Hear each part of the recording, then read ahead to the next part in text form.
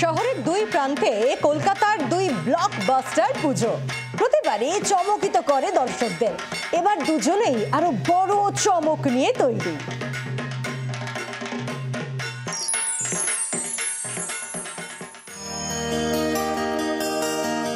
৯১তম বর্ষে হাতিবাগান সর্বজনীনের থিমের নাম অথঘাট কথা।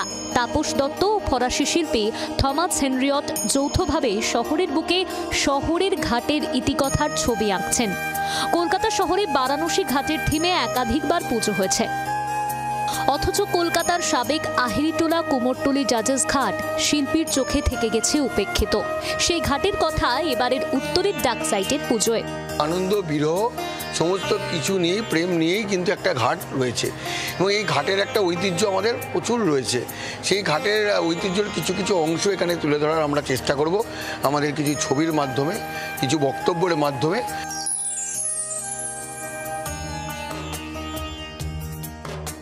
তেত্রিশতম বর্ষে চেতলা অগ্রণী ক্লাবের থিম অমৃত কুম্ভের সন্ধানে।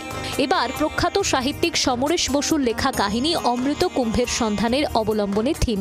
মহালয়ার দিন মুখ্যমন্ত্রী মমতা বন্দ্যোপাধ্যায় দেবীর চক্ষু দান করবেন। জনসাধারণের জন্য ২৪ তারিখ বিকেল থেকে মণ্ডপ খুলে দেওয়া হবে। ৪ অক্টোবর সকাল পর্যন্ত মণ্ডপ দেখার সুযোগ মিলবে। এটা আমাদের ওই ব্যারিকেডিং করে সুন্দর করে মানুষ আস্তে আস্তে আসবে, একটু টাইম লাগবে, মানুষ এসে দেখবে, বেরিয়ে যাবে। আমরা মানুষের সাহায্য চাইছি। আমাদের ৪ তারিখ পর্যন্ত মণ্ডপ খোলা থাকবে।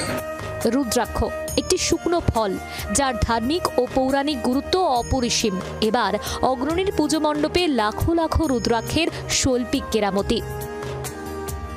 সব মানুষ যেন কিছু নিতে পারে সেই ভাবনা রেখেই কিন্তু চেতলা অগ্রণী পুজো করে। কেউ নিরাশ হয়ে যাবে না। যেরকম বুদ্ধিজীবীর জন্য থাকবে, সেরকম অর্ডিনারি মানুষের অর্ডিনারি চিন্তাভাবনা থাকবে, সেরকম বাচ্চাদেরও ভালো লাগবে।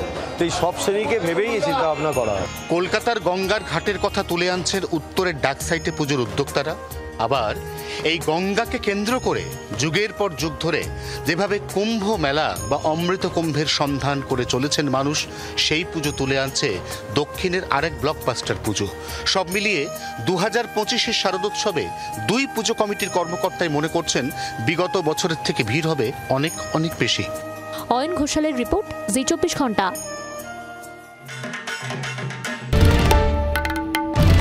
বাংলার আওয়াজ, বাঙালির আবেগ, জি 24 ঘন্টা।